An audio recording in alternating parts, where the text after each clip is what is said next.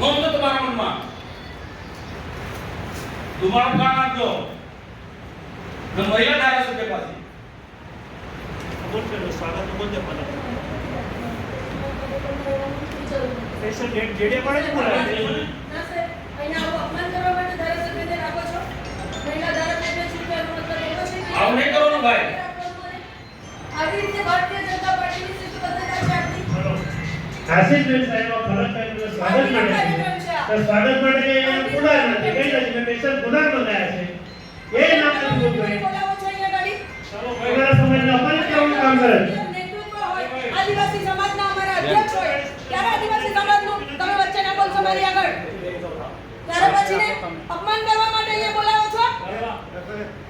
ના સાહેબ, તમે પ્રભારી મંત્રી છો ને, તમે જુઓ છો સવારથી કાર્યક્રમ કેવી રીતના ચાલી રહ્યા છે. અમારું અપમાન કરવા માટે બોલાવો છો તમે.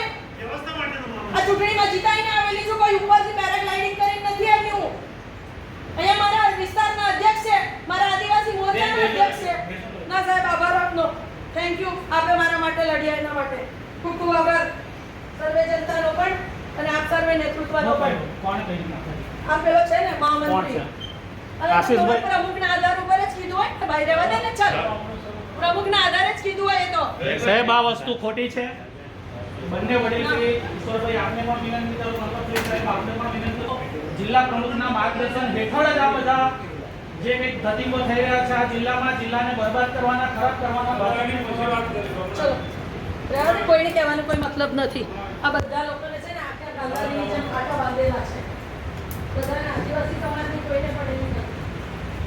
આદિવાસી સમાજ જાય બાળમાં, બધાને એવું છે